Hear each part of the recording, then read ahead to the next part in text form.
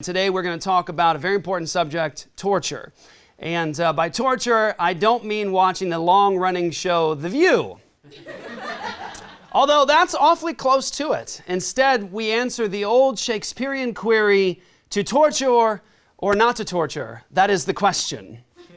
Now, at the outset, we all need to recognize that as a nation, we are seriously divided on this issue. There's people on the left who believe that we should not engage in torturing human beings, and there's people on the left who believe that we should say torture suspected terrorists. And those people are Jack Bauer fans. And then there are people on the right who believe that we shouldn't torture, and some on the right who believe that we should torture. Also Jack Bauer fans. Now, what's even more peculiar, given that we have God's law in front of us to answer this particular question, is that we have Christians who are on both sides of the issue. And some haven't even thought through it. They're too busy worrying about the rapture or stuck in the rapture, like David, no last name, and the Heartstopper in the blink of an eye. No? We just talked about this, guys. Now, streaming now, by the way. Now, of course, some could care less because they're too busy trying to figure out who the Antichrist is or to even bother. Speaking of the Antichrist, did you guys hear that Cecile Richards is retiring from Planned Parenthood? Good. Now, it might feel better to ignore the subject at hand, but torture and the nation's policy on it is too important to push to the side. For instance, Gina Haspel, Jack Bauer fan and CIA worker who oversaw a secret prison in Thailand in which terrorism suspects were subjected to brutal techniques, is Trump's pick for CIA director. Now, thankfully, we have a man like Rand Paul who says he will filibuster as long as he has to in order to stop her from becoming director.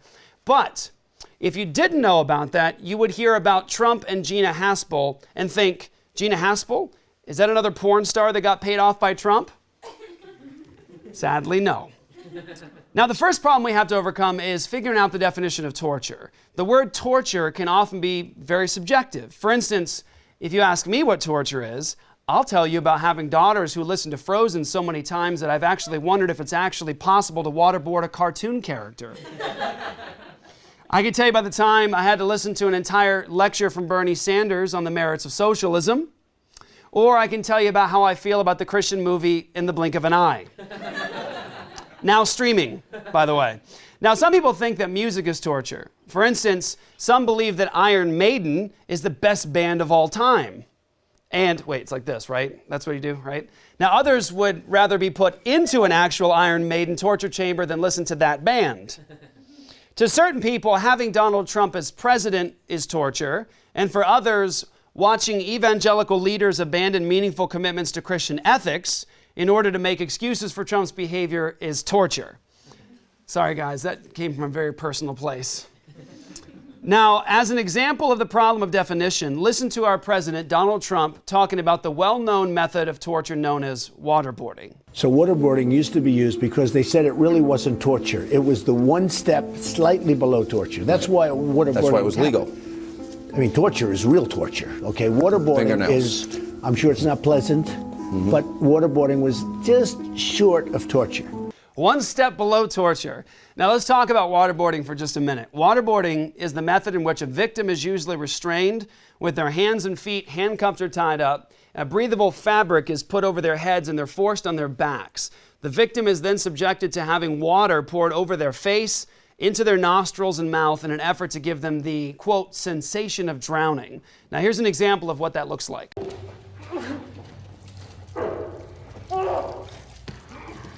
Emails of the rest of the Saudi group. Give me one email and I will stop this. Who's in the Saudi group? What's the target? Where was the last time you saw Bin Laden? Where was the last time you saw Bin Laden, huh? You know, when you lie to me, I hurt you.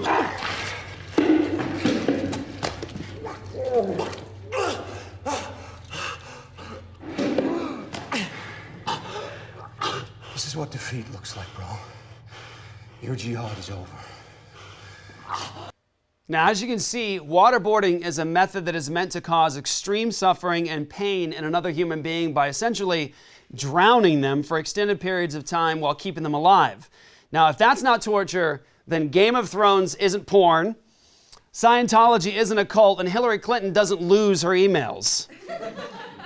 A recent CIA report detailed other techniques like keeping someone awake for 180 hours, mock executions, and rectal feeding, in which food or water is force-fed by a tube into a victim's rectum. Think about that for a second, guys. No, don't.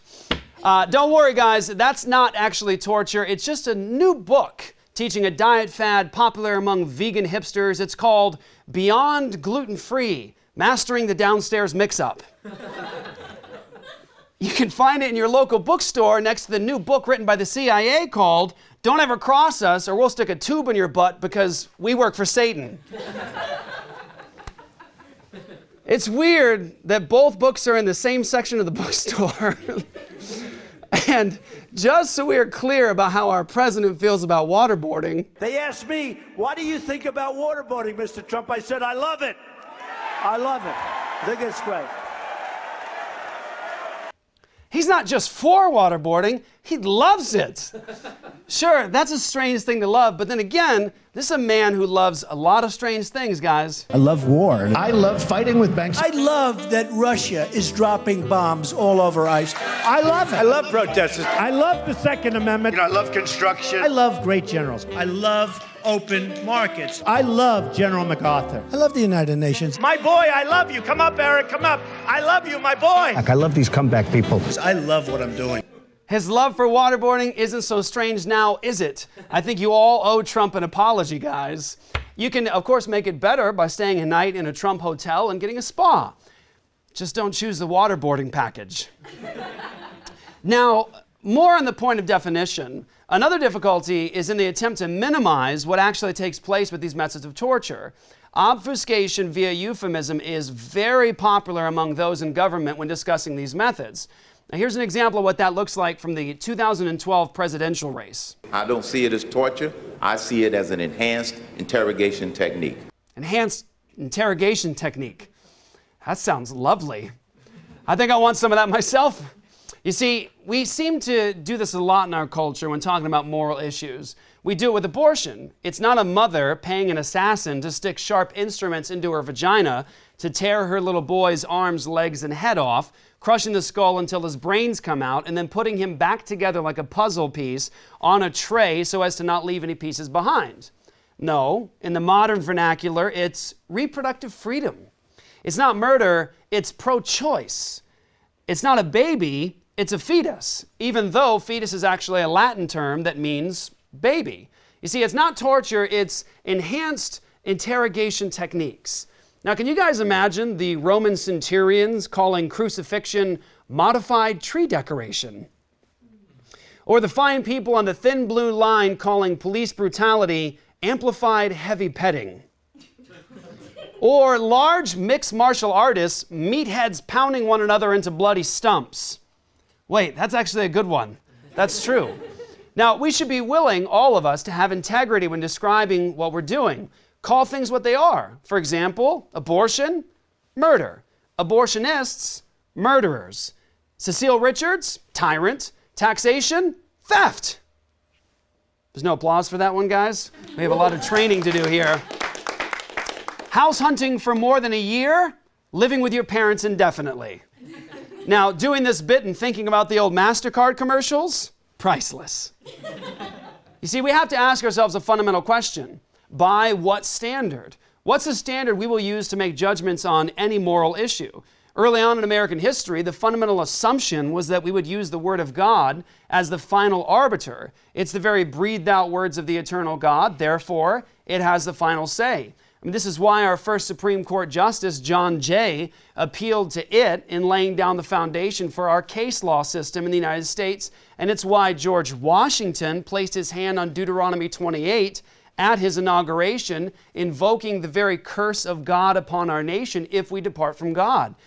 The Bible says that God's law is good, holy, true, and perfect. When God gave his law to his people, he said, "See, I have taught you statutes and judgments, just as the Lord my God commanded me, that you should do thus in the land where you are entering to possess it. So keep and do them, for that is your wisdom and your understanding in the sight of the peoples, who will hear all these statutes and say, surely this great nation is a wise and understanding people.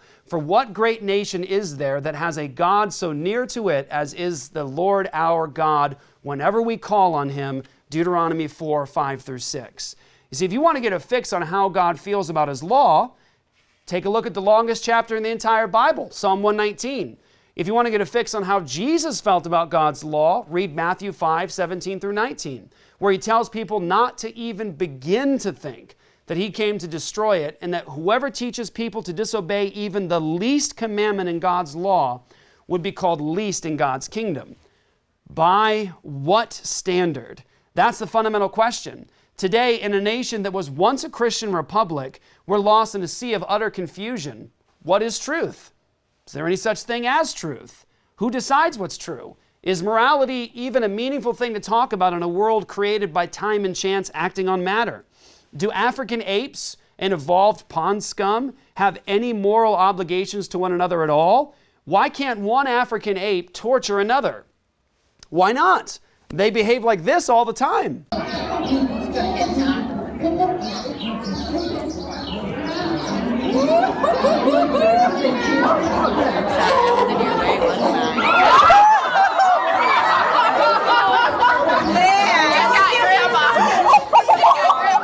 You know, right after that, the grandma said the one thing that no senior citizen has ever said: just take me back to the nursing home. The truth is, we can use God's word to come to conclusions on this point. To torture or not to torture, it turns out that the Bible does have an answer to this question. So first, yes, we can inflict physical punishment upon image bearers of God. It must be done with witnesses and evidence and due process. This can include capital punishment and physical beating. The Bible absolutely forbids, in the strongest terms possible, any punishment of an image bearer of God without due process. There must be 2 to 3 independent lines of evidence and witness. There must be a trial. No accusation was even to be received by anyone without 2 to 3 independent lines of evidence. And absolutely under no circumstance was someone to be punished in any way without a proper trial and a verdict based upon independent evidence. Another point of the biblical standard of justice is that no accused person was required to help their accuser in any way. If someone is truly guilty, based upon witness and evidence, then there's no need to have the accused provide any support or help. They are guilty and it can be proven. Further, under biblical law, yes, in this fallen world with sin and evil, the judicial system can inflict physical harm upon an image bearer of God, again, with due process. Capital punishment is commanded by God for people who murder, rape, and kidnap, for example. Also, God commands that under certain circumstances, with an official trial, judge, and witnesses, that a person may even receive a beating for their crime. This can be seen in Deuteronomy 25, verses 1 through 3. There's even a limit to how much this could happen so as to not completely degrade an image bearer of God. Now, you have to recognize that some confused, bleeding hearts may have forgotten that we live in a sinful world with evil people plotting and engaging in the most heinous acts, and may be wondering why such a sweet, gentle, needy surfer Jesus would ever command someone to receive a beating for a crime. So let's take a look at this footage from a store in which a man punches a pregnant woman in the face and then steals the money from the cash register. Now, I just want to say before we start this, I have to warn you here, give you a strong warning. What you're about to see is horrible, and it's very difficult to watch. Ma'am? Looks like it's in a storm. How can I help you? Open the rest. Okay, hold on. Hold on. How you doing? How do you open it? Oh my gosh. How do you It's open a button. it? Which one? The button. Don't you move. Okay. I'm pregnant. Please don't do anything. Now, under biblical law, we wouldn't punish citizens through coercive taxation and require them to pay for this man's food, medical, shelter, and security for years upon years. Under biblical law, there are judicial sanctions that could provide for actual punishment that fits the crime itself. He could receive a beating and be forced to pay back double what he stole. Also, if he killed her baby in the process of committing this crime, God says that he should receive capital punishment in Exodus 21:22. So yes, there are circumstances in this fallen world in which we could have the judiciary meting out punishments that are physically harmful. And I'll make one more note on this. Very important. Physical punishment outside of capital punishment was forbidden to maim. There is absolutely no basis in biblical law for sadistic forms of torture. It was simple, justice. When the Bible uses the formula eye for eye, tooth for tooth, and life for life, it refers to equal justice. The issue is whether we can inflict harm or torment upon another human being that is not specifically authorized by God. The issue is not whether or not we can inflict physical pain upon a human being. God says capital punishment, lashes, beating with rods as punishment can occur after due process. See, the challenge facing us in the torture debate is actually twofold. Number one, does God permit people to engage in sadistic forms of human torture in order to force them to testify against themselves or to gain information? Number two, does God permit us to inflict physical harm upon people who have not been given any due process, a trial, witnesses, a defense, etc.? The answer to both of these is a resounding no. A good biblical point number two is found in Acts 23. See, the Apostle Paul was trained in the law of God under the renowned teacher Gamaliel, and he was before a Jewish council. It says, and looking intently at the council, Paul said, "Brothers, I have lived my life before God in all good conscience up to this day." And the high priest Ananias commanded those who stood by him to strike him on the mouth. Then Paul said to him, "God is going to strike you, you whitewashed wall. Are you sitting to judge me according to the law, and yet contrary to the law you order me to be struck?" Paul was physically struck before he was convicted of any crime. No witness, no evidence. Paul appealed to the law of God itself that forbids any physical harm before a proper trial with due process. So the point? You can't touch another image bearer of God without due process. Period. That's justice. Now, listen to Ron Paul talk about some of the consequences of accepting anything other than this. Yes, torture is illegal, and by our laws, it's illegal by international laws. How do you define torture, sir? Well, waterboarding is torture, and many other things. It's illegal under international law and under our law. It's also immoral. See the audience there? Now hold on. If the audience didn't seem to agree with this man, then why do you hear a crowd agreeing with him? We should get the answer out of them. I'm sure President Trump would be fine with the waterboarding of the audience. Now, in the Kaiser Commentary, Philip Kaiser lists some powerful and very compelling biblical points that are worth paying attention to if we're at all concerned with God's law and His standards of justice over against the constantly changing and tyrannical laws of men. He wrote this. Number one, Paul declared the slapping of a prisoner prior to a conviction under due process of law to be a violation of the law of God, Acts 23. If Paul was struck, quote, contrary to the law, then anything greater than a slap on the face should also be considered unlawful. This would be true whether the person was a native born or a stranger who dwells among you, since there must be one law, the Bible says, for both, Exodus 12:49. This principle would, of course, rule out waterboarding. Number two, Nicodemus argued that judging either an individual or a crowd of being an enemy of the state without having been convicted in a court of law was contrary to the law of God, John 7:47 through 53. Torture assumes the guilt of an individual without due process. Number three, arguing from the lesser to the greater, cruelty against animals was forbidden in the Bible, Genesis 49, Proverbs 12:10. How much more so cruelty against humans? Number four, biblical law governing the treatment of captives does not allow for torturing or killing, 2 Kings 6:8 through 23. On the field of battle, an enemy can be killed, but once the immediate conflict has ceased, the prisoners cannot be treated inhumanely. Number six, witnesses were required of the prosecution, but not of the accused, Deuteronomy 19, Leviticus 5. This by itself rules out the use of torture because it is requiring a person to become a witness against himself. Only the accuser was forced to testify.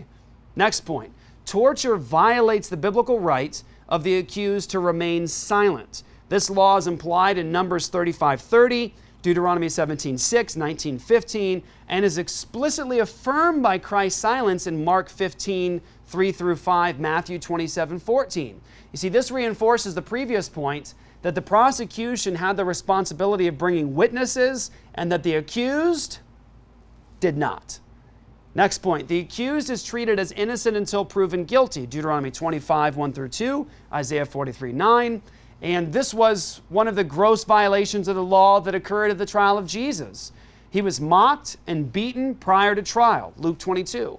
But modern torture of captured suspects is a similar violation of the principle of innocent until proven guilty.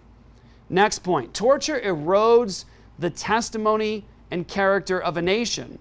Deuteronomy 4:6-8, Lamentations 4:3, Ezekiel 34:4.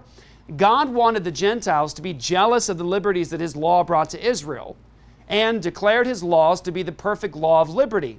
However, through cruelty, Israel's reputation was destroyed. Lamentations 4:3, Ezekiel 34:4. In a similar way, torture has ruined America's grand testimony. Next, many commentators have pointed out that the torturer himself is dehumanized and that, quote, the cruel man does himself harm, Proverbs 11:17. Next, all men are made in the image of God, and torture degrades that image.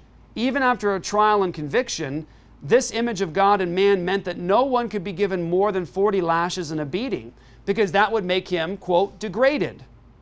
Now, next, even after capital punishment was inflicted, this is powerful, the body of a criminal under God's law had to be treated respectfully lest the land be defiled. Deuteronomy 21:23. Certain forms of torture have flagrantly disrespected people's bodies. Next, authorizing torture trusts government with far too much power.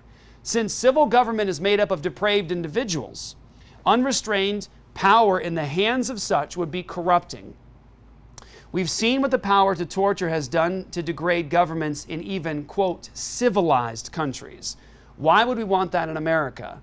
And finally, the New Testament says that every transgression and disobedience in the Old Testament received a just penalty, Hebrews 2:2. To the degree that we deviate from God's law, we deviate from justice. And of course, the golden rule, do unto others what you would have them do unto you. No one would want to be tortured if captured by the enemy. Now here's some final thoughts, everybody. History is, sadly, replete with examples of human beings being creative with and seemingly enjoying the torture of another image bearer of God. From sawing human beings in half, to impaling human beings, to the Judas cradle, to the rack, to, of course, quartering, to crucifixion. You see, there seems to be no limit to the kind of trauma and pain we want to inflict on other human beings. Hopefully, we're all familiar with the torture and murder of Jesus. Now, I want to humbly ask you all to consider just a few important last thoughts.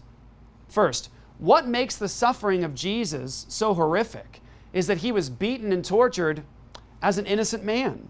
He had his beard pulled from his face was smashed in, he had a crown of thorns smashed into his head, and he was whipped with a cat of nine tails, which would have certainly opened up his back and body, exposing muscle and perhaps organs. Ultimately, he was nailed to a cross where he suffered with literally excruciating pain and suffocation. When we recognize that this was the greatest form of shame that humans could inflict upon another, it's so horrific because it was so unjust and so terribly evil. Now, all of us recognize this. Jesus was tortured. He was even tortured before he had a proper trial, evidence, and a verdict.